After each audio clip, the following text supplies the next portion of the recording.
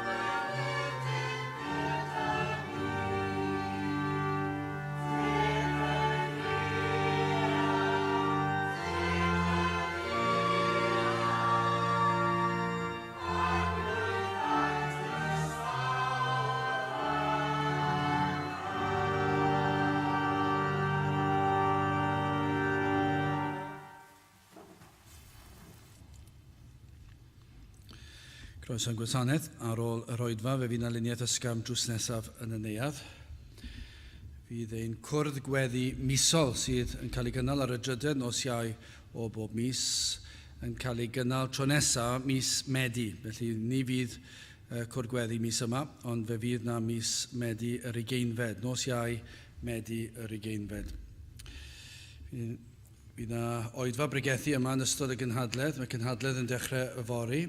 Ond mae yna un oedfa Gymraeg prynhawn di Gwener am hanner awr wedi 4. Fydd oedfa nesaf yma Pnawn Sul am hanner awr wedi 3. Nawr wrth i'r casgliad gael ei gymryd gen i ganu tra'r un heistedd emyn 349. 349.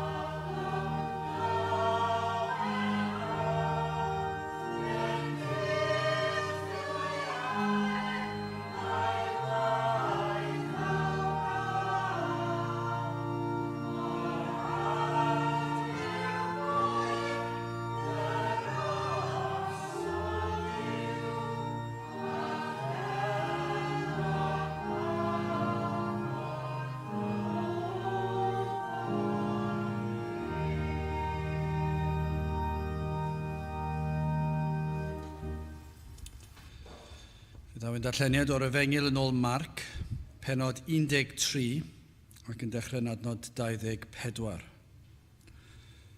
Marc 13, ac yn dechrau darllen yn adnod 24.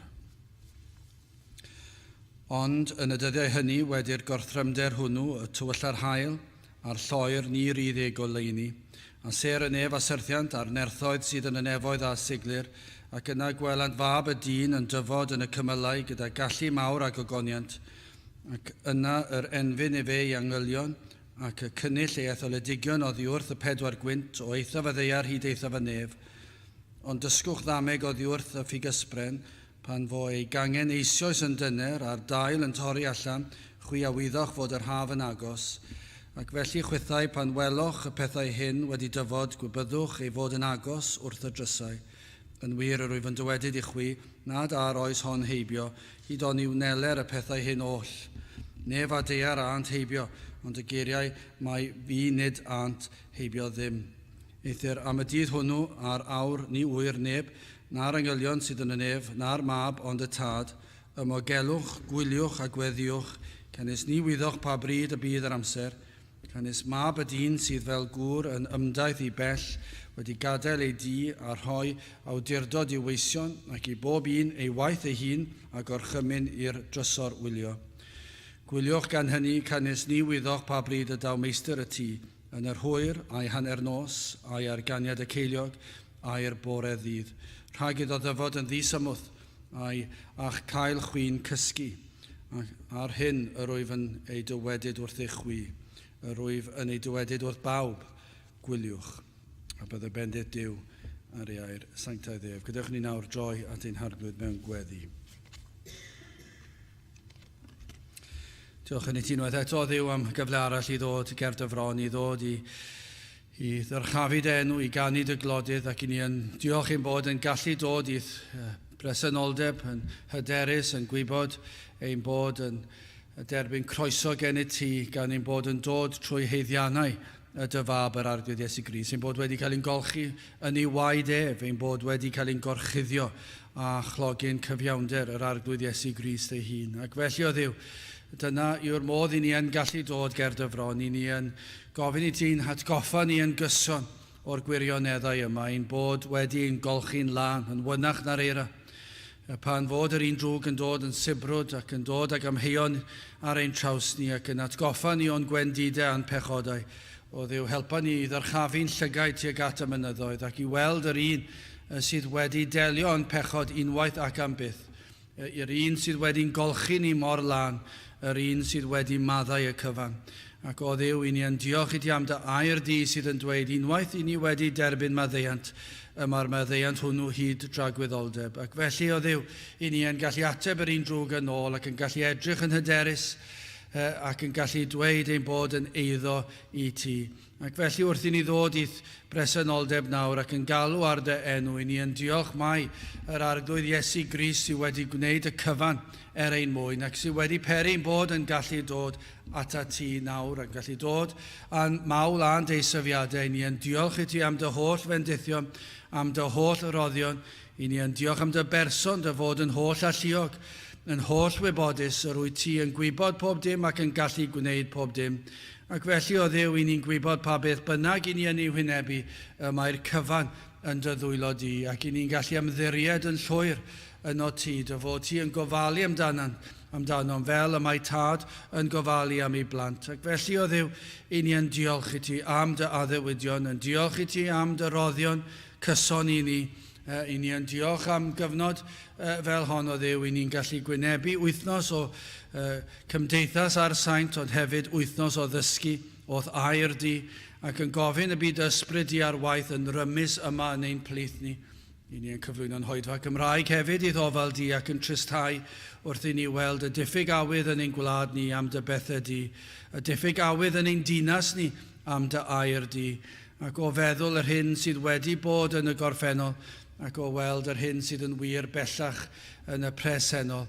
I ni yn gorfod gofyn o Dduw i ti nerthu ni ymddiried ac i gredu y gellu di traws newid yn y dyfodol, y gellu di ddod â phobl i fewn, a byddi di yn dod ag argyhoeddiad ar draws ein gwlad ni unwaith eto, ac yn peri y fydd y wlad hon yn wlad sydd yn dygeisio ac yn dyfoliannu di unwaith eto. Felly o Dduw, i ni yn gofyn am ymweliad heddi, ni'n gofyn am ymweliad yn ystod yr wythnos sydd i ddod ar misoedd hefyd o'n blaenau ni. A bydde di yn dod lawr ein plith ni. Does dim ateb arall o Dduw. I ni yn ymwybodol o'n gwendid. I ni yn ymwybodol nad oes dim byd gallwn ni wneud. I ni'n gofyn am nerth i fod yn ffyddlon. Ond o Dduw, hyd yn oed wrth fod yn ffyddlon, dim ond ti sydd yn gallu dod ar fendith. Ac felly, i ni yn gofyn i ti frysio yn ôl ein plith ni, i ddod lawr y nerth yr ysbryd glân, i weithio yn ein cylonau ni ac yn chalonau eraill yn ein dinas ac yn ein gwlad ni. O Dduw, i ni hefyd felly yn gofyn am ddiogelwch, i ni'n ymwybodol o ymosodiadau'r un drwg yn ystod cyfnodau fel hyn, ac yn gofyn i ti'n diogelu ni, fel unigolion ac fel pobl, bydde di'n cadw'r un drwg i ffwrdd. Bendithia ni nawr o Dduw, bendithia'r oedfa hon, i ni'n gofyn am ymweliad yma hefyd. I ni'n gofyn i ti ddod a cyffwrdd â ni yn y modd sydd yn angenrheidiol. Nertha ni ddyrchafu dy enw di, y bydd enw'r arglwydd Iesu Grist yn cael ei ddyrchafu i gorywch pob enw arall. Felly o Dduw, tyrd i'n plith, bendithia ni nawr, i ni'n gofyn hyn oll trwy enw ac heiddiant ein harglwydd Iesu Grist. Amen.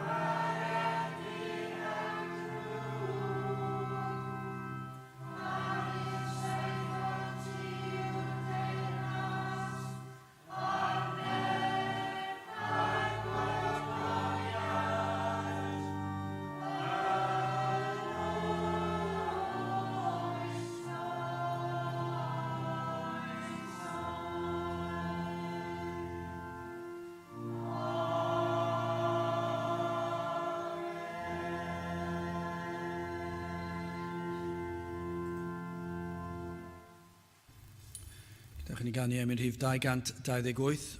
Pa feddwl, pa madrodd, pa ddawn, pa dafod a llosod i maes, mor felys, mor helaeth, mor llawn, mor gryf yw ei gariad a'i ras. 228 cyn i sefyll i'w chanu.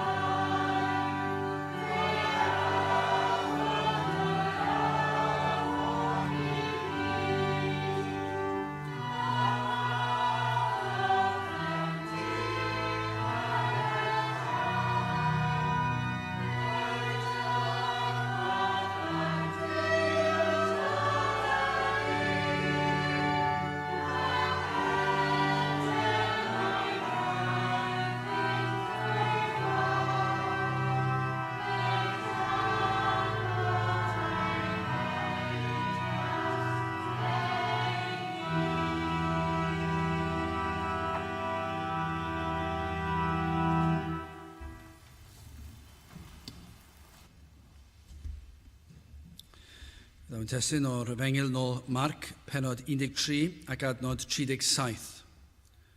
Marc 13, adnod 37. Ar hyn, yr wyf yn ei dywedyd wrth eich chwi, yr wyf yn ei dywedyd wrth bawb, gwyliwch. Ar ambell waith, gallwn ofyn cwestiwn digon derbyniol. Mae'r cwestiynau sydd i weld fan hyn yn ddigon derbyniol ar un wyneb, ond ambell waith mae hefyd yn dangos diffyg yn ein dealltwriaeth ac efallai dylsyn ni fod yn gofyn cwestiwn chydig bach yn wahanol. Yma mae'r Iesu yn ymateb i gwestiwn rhai o'r disgyblion yn y 3 a'r 4 adnod. Ac fel yr oedd e'n eistedd ar fynydd yr olewydd gyferbyn ar deml, Pedr ac Iago ac Ioan ac Andreas a fynasant iddo o'r neilltu. Dywed i ni pa bryd y bydd y pethau hyn, a pha arwydd fydd pan fo'r pethau hyn oll ar ddibeni.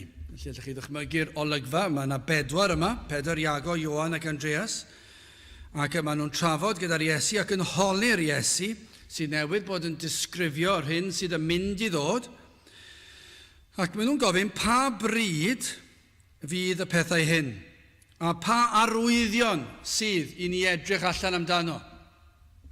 Felly, allwch chi ddweud, wel, mae hwnna'n ddigon teg. Ac mae'r Iesu'n ateb y 4 yma, adnod 5, a'r Iesu atebodd iddynt ac a ddechreuodd y wedyd, edrychwch rhag twyllo neb chwi, cynnes llawer un a ddaw yn fenw i gan ddywedyd, mae fi yw Crist ac a dwyllant lawer. Felly, dyna dechrau'r ateb. Mae'n dweud, wel, beth am i ni edrych ar y broblem yma, peidiwch a cael eich twyllo i ddechrau gyda. Peidiwch a cael eich twyllo. Dwi ddim wedi ateb y cwestiwn to, nag yw. Dwi ddim wedi ateb y cwestiwn pryd mae'r pethau hyn yn mynd i ddigwydd. Ond mae'n ateb cwestiwn arall. Mae'n dweud wrthyn nhw, peidiwch a cael eich twyllo.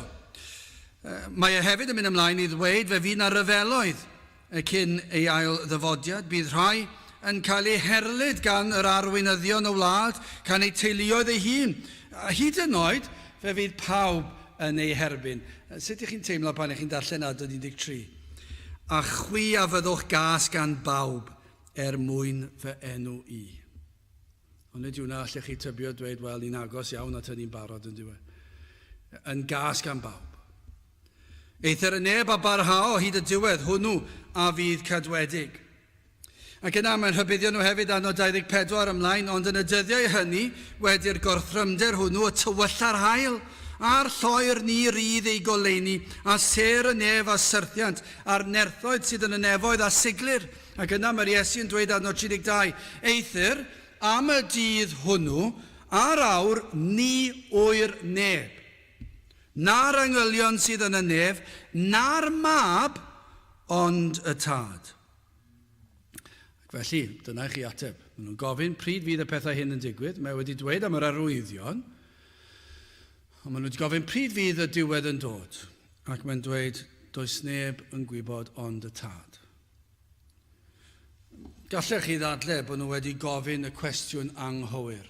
Bod nhw ddim cweit wedi deall yr arwyddocâd y pethau mae'r Iesu yn ei ddweud. Mae'r Iesu wedi pwysleisio iddyn nhw. Mae'n dweud fe ddylsent fod wedi bod yn poeni mwy am sut y dylsent baratoi ar gyfer y dyddiau diwellaf yn hytrach na pryd mae'n mynd i ddigwydd a beth yw'r arwyddion. Bron iawn allech chi dweud, pidwch a poeni pryd mae'n mynd i ddigwydd, achos does neb yn gwybod ond y tad. Peidiwch a phoeni beth yw'r arwyddion. Na i ddweud beth yw'r arwyddion, mae'r pethau, a ni'n gallu dweud, ni'n gweld y pethau yma'n ddigon clir yn dydyn ni. Ond bron iawn allech chi dweud, mae'r cwestiwn yn anghywir. Peidiwch a phoeni am y pethau hynny, byddwch yn barod. Byddwch yn barod ar gyfer y dydd hwnnw. So mi eisiau chi feddwl, oeddi heno, oeddi fori, oeddi mis nesaf, mae'r arwyddion yn dod, a beth sy'n bwysig yw mae'r chi fod yn barod drwy'r amser. Wel, yn gyntaf, dwi eisiau gofyn a ydych chi wedi paratoi eich hunan, ac felly y pennawd cyntaf yw gwylio y saint. Os ydych chi'n Gristion yma heddi, sut ydych chi yn gwylio? Ac yna'n ail, os ydych chi yn broffeswr gwag, chi wedi dweud eich bod chi'n Gristion, mae gyda chi dystiolaeth i'w roi, ond ydych chi ddim yn Gristion. Y gwylio y proffeswyr gwag. Ac felly mae'n debygol iawn, ond diwedd, mae'n debygol iawn ymhlith pob cynulleidfa fe gewn ni y math yma bobl. Gwir Gristnogion, rai gai Gristnogion, rhai sydd yn ffals, rhai sydd yn meddwl I bod nhw, ond ydyn nhw ddim. Ac yna yn olaf yn drydydd hoffwn I ofyn beth am gwylio y digred.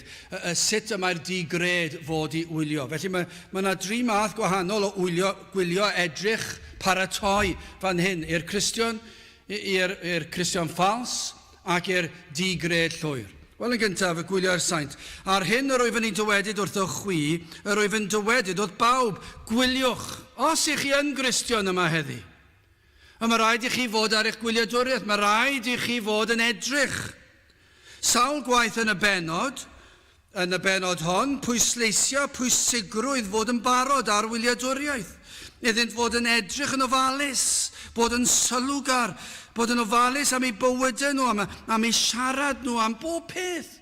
Os ydych chi'n honni bod yn Gristion, gadewch I ni weld a yw hynny'n wir, a byddwch yn barod am ddyfodiad, ail ddyfodiad yr arglwydd Iesu Grist. Os yw Iesu Grist yn unrhyw beth I chi, ydych chi'n aros amdano, ydych chi'n edrych ymlaen ar gyfer ei ail ddyfodiad, ydych chi'n paratoi eich hun, os ydych chi yn honni eich bod chi yn hoffi neu'n caru rhywun, a meddwl am rhai efallai cyn priodi ac yn edrych ymlaen a weld yr un y darpar ŵr neu'r wraig, mi fyddech chi'n paratoi, mi fyddech chi'n edrych ymlaen, mi fyddech chi'n paratoi ar gyfer yr achlysur, mi fyddech chi yn gyffroes yn eich calon chi. Dwi'n mynd I weld y person yma, ac falle y seremoni hun, y briodas, I chi'n edrych ymlaen ar ei gyfer ac felly'r Cristion.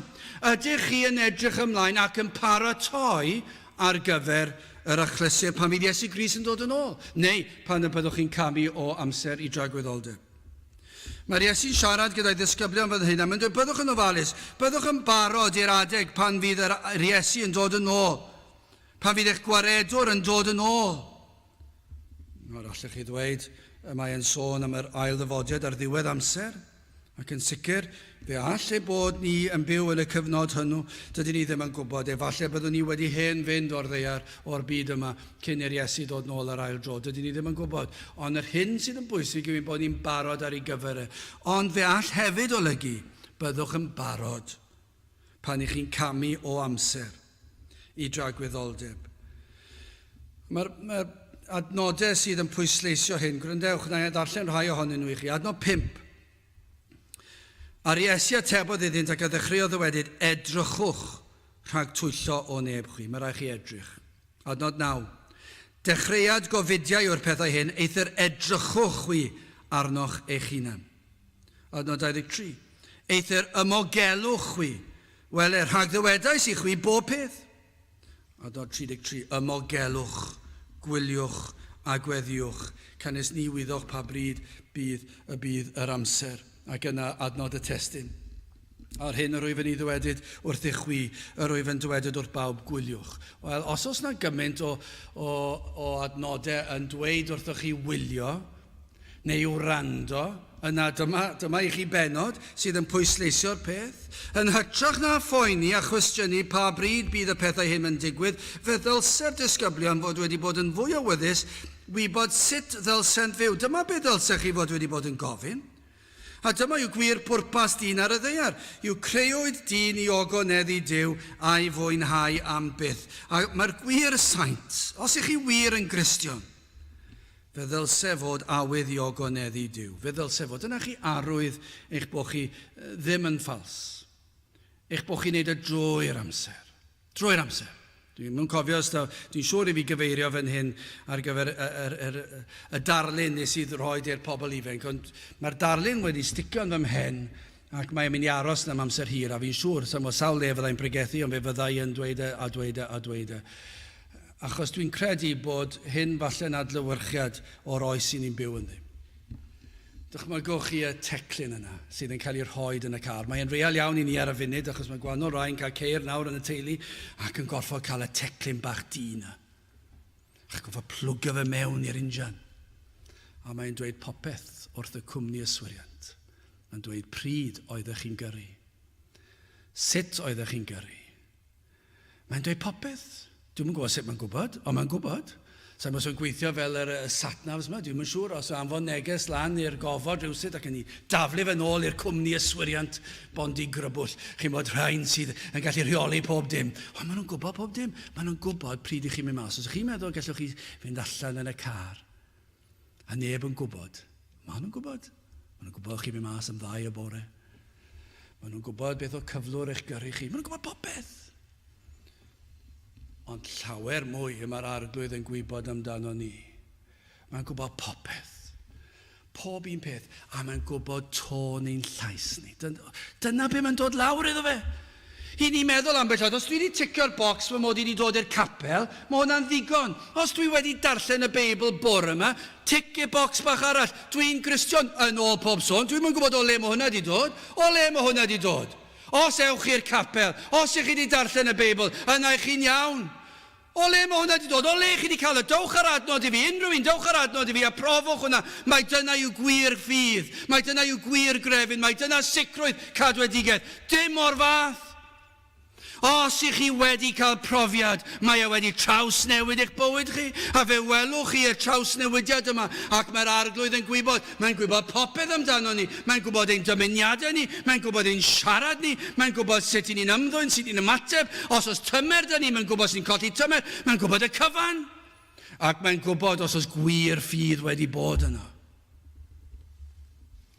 Dim sydd o bod yr Iesu yn dweud byddwch barod. Mae'r Iesu yn dod nôl, fe ddawen nôl. Ac dyna i chi achlysur. Fe fydd yr holl byd yn gwybod, fydd pawb yn gwybod, ac fe fydd y saint fod i'w groesawu fe, ond sawl un o'r saint fydd â chywilydd, sawl un, ble mae'r mwyafrif o Gristnogion heddi? Yn y clybiau nos, yn ei pob math o bethau. O, mae yna broblemau diri yn yr eglwysi bellach, tor priodas, godineb, mae yna trachwant, anfoesoldeb, meddwdod, hyd yn oed meddwdod yn yr eglwys. Mae'n ofnadw, mae'n rhemp. Mae'r bedolrwydd ar ei fyny gymaint yn y byd efengylaeth. Ac i chi meddwl, pan ddaw'r Iesu yn ôl, pan ddaw yn ôl ar ail waith, a fydd rhain, yw nhw'n Gristnogion? Dydw i ddim yn gwybod. Dydw i ddim yn gwybod. Ond un peth i ni yn gwybod, mae'r Iesu'n dweud wrth y Cristion, byddwch yn barod, gwyliwch ar eich gwyliadwriaeth. Byddwch yn barod bod chi'n ofalus am bob dim. Nawr wrth gwrs, fe fydd y Cristion eisiau bod felly. Dim o ofn hyd yn oed, achos dwi ddim eisiau ymharchu i waredwr. Dyna prawf i chi bod chi wedi dod i gredu. Drwy'r adeg, dylsem fod yn barod i weld o'r holl amser. Dwi'n cofio clywed yn had yn rhoi hanes dyn ifanc. Dylsen ni fod i checio ar y manylion llwyr. Dwi'n credu mai Almaenwr oedd dwi ddim yn siŵr.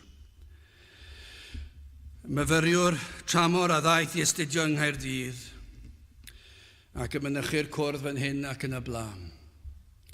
Ac bydd at diwedd tymor, dwi ddim yn siŵr os y dolyg oedd e, mae rhywbeth yn ei fi feddwl mae dolyg oedd e, am y rheswm dath carden ddi.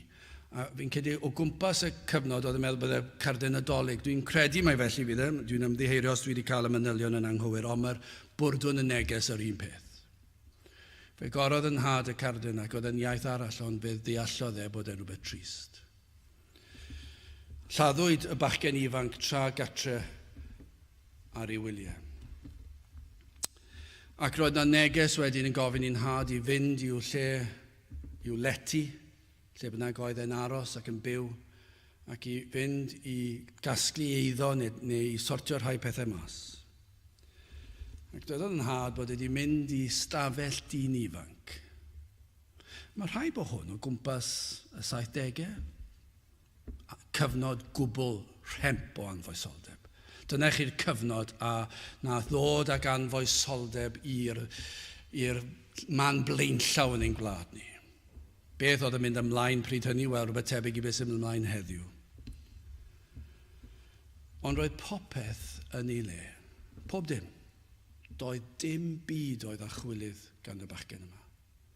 Doedd y bachgen yma ddim yn gwybod bydde fe ddim yn dychwelyd i'w stafell. Fel lot o bobl ifanc, falle bydde ei wely fe wedi bod dros y lle a clustogau ar y llaw. Doedd dim hyd yn hynny. Roedd e wedi gwneud ei stafell yn daclus. Ond i chi meddwl, doedd dim byd yna fydde wedi dod â embaras arno fe. Doedd dim byd amheus yno. Roedd e'n lan llwyr ym mhob ysturgaid. Dim dwi'n mynd yn lan bod e wedi cael ei olchi a bod y lle wedi cael ei dacluso. Dim felly. Doedd dim byd. Doedd dim fideo amheus. Doedd dim llyfr amheus. Dim cilchgrawn amheus. Doedd dim byd, dim cerddoriaeth amheus. Dim byd. Os oedd na gerddoriaeth yna, mi fydde wedi bod yn gerddoriaeth bydde fe'n dderbyniol i Gristion i wrando arno. Ond doedd dim y cerddoriaeth yma sy'n gwrando heddi, llawn anfoesoldeb, llawn rhegfeydd. Na, dim byd. Doedd dim byd yno. Roedd e'n hyfryd, roedd e'n lan, roedd e'n bir. Roedd e wedi gadael ei stafell yn ddiarwybod iddo fe na fydde byth yn mynd yn ôl, ond roedd e'n barod i'r arglwydd Iesu. Roedd e'n barod i gamu dragwyddoldeb. Gai ofyn i chi, a ydych chi'n barod felly? A ydych chi yn barod i gamu dragwyddoldeb? Neu ydych chi yn chwarae gyda'r pethau'r byd? Dyma be mae'r Iesu'n dweud fan hyn. Mae'r Iesu am atgoffa ni, byddwch yn barod drwy'r adeg, rhodiwch ar y llwybr cul, cadwch eich golygon ar yr arglwydd yn gyson drwy'r adeg.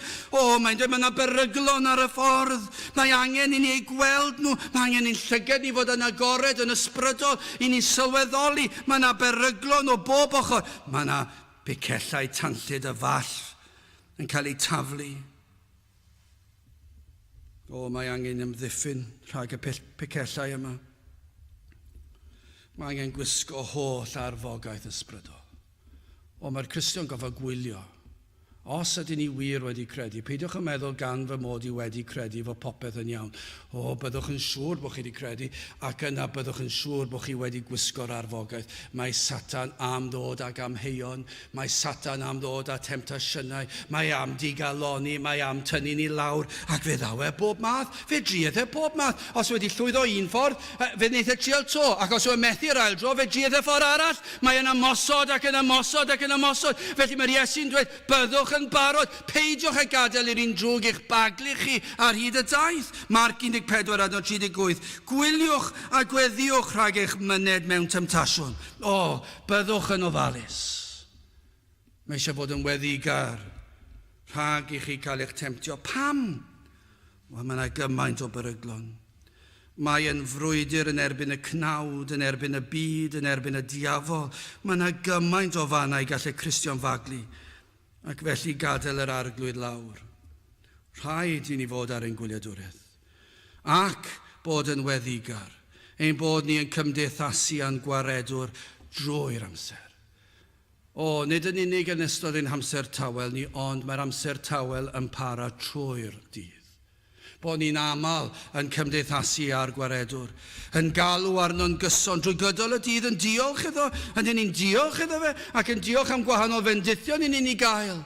Ac yna pam yna rhyw bryder, bod ni'n dod ar pryder ger ei fronau, bod ni'n gyson mewn cymdeithas ag yn gofyn am arweiniad. Sawl gwaith ydych chi wedi gofyn am arweiniad, os ych chi'n Gristion? Sawl gwaith chi wedi gofyn i'r arglwydd, pa beth wyt ti am i mi wneud nawr? Sut dylen ni ymateb i hwn? Sut dylen ni ymateb i'r llall? Be ddylen ni wneud? A ddylen ni fynd fyna? A ddylen ni beidio mynd fyna? A ni'n gofyn i'r arglwydd, rho arweiniad i mi. Ond i ni mor agos, 1 Corinthiaid 16:3. Gwyliwch a sefwch yn y ffydd, ymwrolwch, ymgryfhewch. Nid yw yn golygu'n bod i edrych i fyny'r cymylau i weld ew yn dod. Dyna chi ffolineb. Dyna chi gam ddehongli y geiriau yma. Bod ni fod i edrych i fyny'r cymylau a gwylio felly. Na, dim dyna beth sydd fan hyn. Ni'n bod ni wastad yn barod. Wastad yn barod ar gyfer yr adeg pan y bydd yn dod, neu pan y byddwn ni'n camu o amser i dragwyddoldeb. Fe all i rhai maen nhw'n cael rhybydd pryd mae hynny'n digwydd. Ond i eraill does dim rhybydd. Mae'n digwydd yn ddisymodd. Ond ydyn ni'n barod fel y dyn ifanc yma. Doedd e ddim yn gwybod bod na ddamwain yn mynd i ddigwydd a bydde fe'n cael ei ladd. Ond roedd e'n barod. Doedd dim ots. Oedd ots i'r teulu, oedd tristwch mawr i'r teulu. Ond oedd dim ots iddo fe. Roedd e wedi mynd i dragwyddoldeb. Roedd e'n barod. Roedd popeth yn ei le. Roedd e'n ceisio'r arglwydd. Roedd am ei wasanaethu fe. Roedd popeth yn ei... Doedd dim byd oedd e'n gorfod delio ag roedd popeth yn barod. Roedd yn edrych, roedd yn gwylio, roedd yn gwrando ar hyn o'r yr Iesu'n dweud. 1 Corinthiaid pennod 15 adnod 58. Am hynny fy mrodyr annwyl, byddwch sicr a diamod a helaethion yng ngwaith yr arglwydd yn wastadol. A chwi yn gwybod nad yw eich llafur chwi yn ofer yn yr arglwydd. Eich gwaith sydd yn wastadol, droi'r amser. Bod dim un eiliad lle ni'n gorffwys. Gadewch ni symud ymlaen. Beth am gwylio proffeswyr gwag, yr edrych yma sydd rhaid i'r proffeswr i wneud.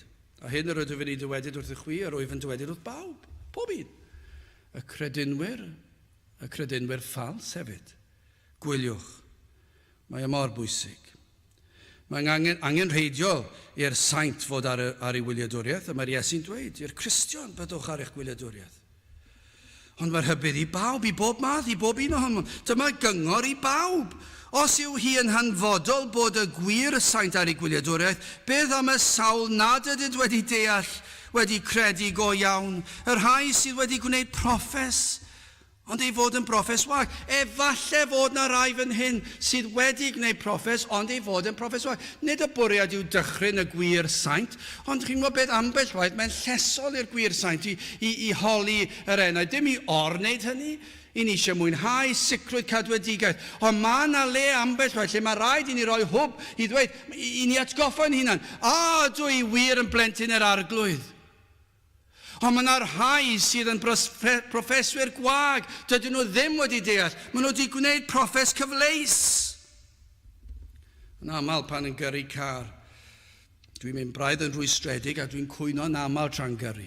Dwi wedi dweud, bys ni wedi hoffi fod yn heddwas. Mae yna rhywbeth wedi apelio i mi am fod yn heddwas, falle dyna pam dwi'n athro, falle mae eisiau bod fel heddwas pan i chi'n athro. Ond dwi wastad i teimlo gallu gyrru car a licen i tynnu'r golau bach glas allan. America bod ar y to. A mae'n rhoi sioc i pobl o gwmpas nhw. Mae'n sylweddoli mae heddwas oedd fyna. Wedyn i chi'n gyrru ar eu hôl nhw a'i stopio nhw a rhoi row iddyn nhw. A rhoi dirw iddyn nhw am dorri'r gyfraith. Dwi wir yn mynd yn rwystredig pan dwi'n gweld chi fi, mae'n codi dychryd i bregethu'r testyn. Rhaid i ni fod ar ein gwyliadwriaeth. Rhaid i ni fod yn edrych, yn gofyn yr arglwydd o Dduw graslon, dangos i mi, dwed y fod yn eiddo i mi. Os yw eich gogwydd gan amla tuag at y byd, ystyriwch. Mae anadl i ffwrdd o dragwyddoldeb ydych chi. Fe all Crist dod yn ôl yn sydyn. Ac a fyddwch yn barod. A fydd yn eich adnabod chi fel un sydd wedi bod at ei groes. A fydd yr Iesu'n dweud, mae hwn wedi bod wrth droed y groes. Dwi'n cofio, fi nath dywys at droed y groes. Mae hwn wedi farhau. Dwi wedi golchi hwn yn wynach na'r eira. A fyddwch chi felly. Wel, i orffen. Beth am gwylio'r digred? Mae'r rhaid i'r Cristion wylio. Mae'r rhaid i'r proffesor ffals wylio. Ond beth am y digred? Ac mae yna rai yma heddi yn does. Fel siwr o fod ym mhob cynulleidfa. Mae yna rhai sydd yn gwybod nad ydynt yn eiddo yr arglwydd. Nad ydych wedi gwneud proffes. Ac efallai nid ydych am wneud proffes. O beth yw'r cyngor i chi felly? Beth yw'r cyngor i chi? Beth yw'r bwrdwn y neges fan hyn? Wel, mae'r neges yma i bawb. Gwyliwch. Gwyliwch. Byddwch ofalus. O na fyddech ar eich gwyliadwriaeth. O na fyddech chi'n gwrando. Chi'n gwybod beth, o'r pwlpid mae mor anodd. Mae e'n rhywbeth fel athro sydd yn wir yn anodd i athro. Ac falle ambell waith mae'r athro'n gormod o'r athro'n dod mas yn y pregethwr. Achos os dwi yn yr ysgol a dwi'n gweld plentyn ddim yn gwrando, dwi'n pwyntio at nhw a dwi'n galw nhw mas. Na, dwi ddim yn mynd i wneud o'r pwlpid, ond allech chi gredu fi, mae e'n fwy o demtasiwn i wneud o'r pwlpid. Chi'n gwybod pam? Achos pan dwi'n dysgu tablau, dwi ddim mor bwysig a dysgu am dragwyddoldeb. A pan dwi'n gweld plentyn ddim yn gwrando, yn fwriadol ddim yn gwrando, dwi am dweud o gwranda deffra. Mae hwnna'n bwysig, mae rhaid i ddysgu'r table yma, neu fydde ti ddim yn neud yn yr ysgol, fi ddim yn llwyddo yn yr ysgol. Mae rhaid i ti wybod fel i wneud y sym yma, mae'n anodd, mae rhaid i wrando, a dwi'n galw nhw, a dwi'n gwneud joc bach am y peth, a dwi'n cael eu sylw nhw, a neu beth bynnag, ond yn y capel, Mae'r temptasiwn yn fwy bron iawn, dwi eisiau mynd lan, a mae'r pregethwr, gobeithio fod bob un pregethwr am fynd fyny ac ysgwyd bobl, deffrwch, edrychwch, gwyliwch, i chi'n sylweddoli, i chi un cam i ffwrdd o dragwyddoldeb, un anadl i ffwrdd o dragwyddoldeb, un eiliad fe all yr arglwydd ychwelyd i'n plith ni. Ac felly mae'r Iesu'n dweud, gwyliwch, edrychwch, fe all ddod yn ddisymwdd. Felly mae'r geiriau yma yn sicr i'r digred. Lyc 23 adnod 30. Yna y dechreuant y wedid wrth y mynyddoedd. Syrthiwch arnom ac wrth y bryniau cuddiwch ni. Dyma beth mae'r digred yn mynd i brofi pan ddaw yr arglwydd yn ôl, ac yn sicr pan newn nhw gamu o amser i dragwyddoldeb, yr un fydd bwrdwn ei geiriau. Fydden nhw'n dweud, mynyddoedd, syrthiwch ar ein pennau ni. Fydden nhw'n dweud wrth y bryniau, cuddiwch ni o beth? O ddigofaint y tad, dwi'n heog, dwi'n frwnt, dwi'n heiddi cosbedigaeth, ac mae'r cosbedigaeth yn mynd i ddod am dragwyddoldeb. Pam? Dwi wedi gwrthod y mab, dwi wedi gwrthod y gair, dwi wedi gwneud proffes ffals, efallai chwarae gyda crefydd, neu dwi wedi gwrthod yr efengil yn llwyr. Efallai bod yna rai fan hyn yn dweud, dwi ddim yn credu mewn Duw, dwi ddim yn credu mewn tragwyddoldeb, dwi'n credu pan fyddai farw, dyna fe, dyna be chi'n credu. Ond chi'n gwybod beth, pan fyddwch chi'n camu dragwyddoldeb, fyddwch chi'n gwybod bod hwnna ddim yn wir. Ond fydd rhy hwyr, a gyna fyddwch chi'n dweud, mynyddoedd, syrthiwch ar fy mhen i. Dyna pam mae'r Iesu'n dweud, gwyliwch. Ond peidiwch aros tan hynny. Peidiwch ag aros tan bydd rhy hwyr, a byddwch chi eisiau'r mynyddoedd i ddod lawr ar eich pen. Cymerwch eich dysgu. Peidiwch ag ildio i bwysau'r byd, i droi cefn ar air Duw, fe fydd yn dweud nad yw y bethau yma yn wir. Dyna beth mae'r byd yn dweud. Mae'r byd yn dweud yw'r pethau yma ddim yn wir. Nad yw pobl yr unfed ganrif ar hugain yn credu'r fath bethau. Dyna beth mae'r byd yn ei ddweud. Mae'r byd yn dweud wrthych chi, sneb yn credu mewn Duw. Sneb yn credu mewn tragwyddoldeb. Sneb yn credu fydd yr Iesu'n yn dod yr ail waith. Mae hwnna'n rhywbeth oedd pobl o'r blaen yn credu. Rhywbeth blynyddoedd cyntefig yw hynny. Na fyddech nid yn unig yn dod i'r oedfa, ond y byddech chi'n gwrando. Dyna i chi diwrnod, o leia, os na ddaw proffes, mi fyddwn ni'n llawenhau beth ni'n gweld rhai yn gwrando, yn edrych, yn gwylio. Achos dyna'r cam cyntaf, bod chi'n ymateb i air Duw. Mae Cris yn dweud, gwyliwch.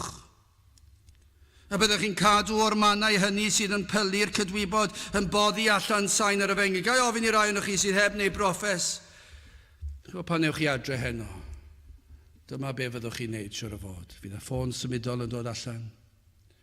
Fydd y clus ffonau yn dod. Fydd yn mynd mewn i'r glist. A fydd na rhyw ganu bach llawn geiriau, falle chi'n gwybod na ddylsech wrando nynt. Dyna be fydd yn digwydd. Mi fyddwch chi'n gwylio pethau chi'n gwybod nad yw'n unol ar hyn i ni wedi glywed o'r pwlpid. Fyddwch chi'n trefnu gwneud pethau yn ystod yr wythnos sydd ymhell o bethau'r arglwydd. Wel, gai ddweud hyn wrthych chi, gwyliwch. Byddwch ar eich gwyliadwriaeth. Edrychwch, byddwch ofalus. Peidiwch a gwneud y pethau sydd yn mynd i pylu'r cydwybod. Peidiwch a wneud y pethau hynny. Gofynnwch am nerth i beidio wneud y pethau hynny. Ac na fyddwch chi'n dod a threulio amser yng nghwmni'r saint.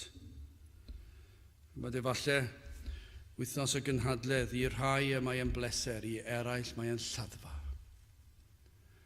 Chyma beth sy'n hyfryd pan ych chi'n dod yn blentyn i'r arglwydd, mae'n un o'r pethau gorau yw pan roedd e'n lladdfa, mae'n troi yn bleser. A mae hwnna'n hyfryd.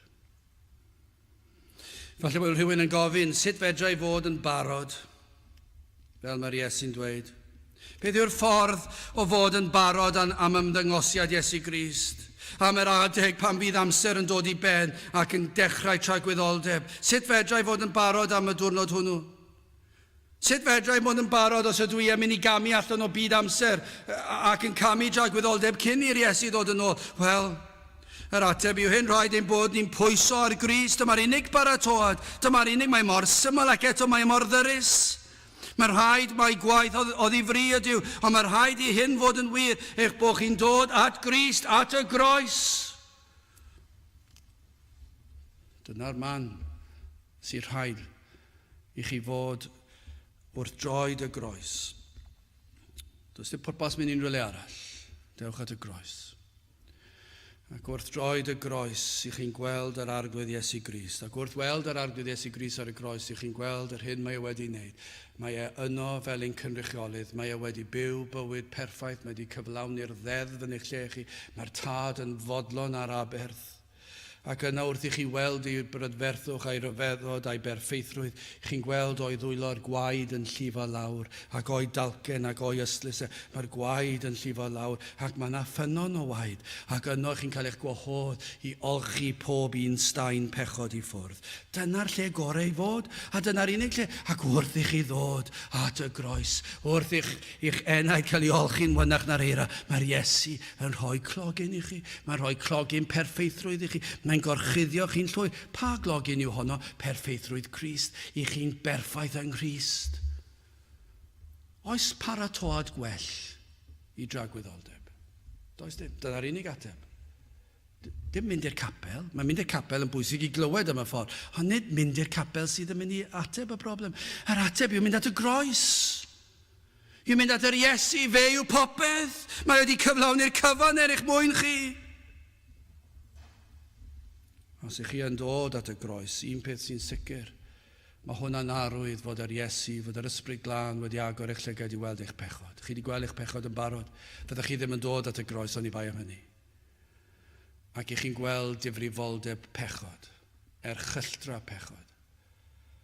Ond nawr ych chi wedi cael eich maddau, wedi cael eich golchi, wedi cael eich gwisgo yn ei gyfiawnder. Dyna sut ych chi'n paratoi. Ac os yw hwnna wedi digwydd, fe fyddwch chi'n gwylio, fe fyddwch chi'n ofalus dydd a nos. Dyna bydd ddylse fod. A fe fyddwch chi am fyw i'w ogoneddu fe ac am ei groesawu pan y daw. Ac os na fydd hynny'n digwydd tra bod ni ar y ddaear ein bod ni yn camu o'r byd yma cyn i'r Iesu ddod yn ôl, mi fydd e'n rhywbeth naturiol. Fe fydd e fel wac. Fyddwch chi'n cerdded un cam ar ôl y llall, a fydd dim byd yn newid. Fyddwch chi ar y ddaear ac yna fyddwch chi'n rhagwyddoldeb. Fyddwch chi'n barod. Fyddwch chi'n edrych. A fyddwch chi'n ei weld wrth eich ochr chi a bydd ffydd yn mynd, fydd yn diflannu, fydd yn troi'n olwg. A fyddwch chi'n mwynhau, parhau ar gymdeithas, hyd tragwyddoldeb. Ond chi sydd dal eto heb gredu. Yr unig cyngor allan ni'r rhoi i gwyliwch, edrychwch, gwrandwch, newch chi. Gwrandwch bob un cyfle. Rhowch yr wythnos yma, gweddiwch yr wythnos hon, a bydd yr arglwydd yn agosau atoch chi, ac yn dangos i chi eich cyflwr, ac yn dangos i chi Grist. A hyn yr wyf yn ei dywedid wrth eich chwi, yr wyf yn ei dywedid wrth bawb. Gwyliwch. Gadewch i ni weddio. O Dduw, i ni yn diolch i ti am dy air di ac am dy rybuddion di ac yn gofyn o Dduw a byddi di'n helpu'r saint, a byddi di'n helpu'r di-gred. Pob un i wylio i fod yn ofalus, i edrych i wrando, o'i gymryd sylw. O Dduw, os yn blant i ti, a byddwn ni'n ofalus am bob peth yn un i ddweud a'i wneud. Ac os nad yn blant i ti, o Dduw, graslon agor llygaid y neidiau, mwyn iddynt weled ei hangen am Grist. Teir dim plith, i ni'n gofyn hyn ôl trwy enw ac heiddiant ein harglwydd Iesu Grist. Amen. Dewch i ni ganu emrif 524 i orffen, 524 pechadur wyf o arglwydd sy'n curo wrth dyddor.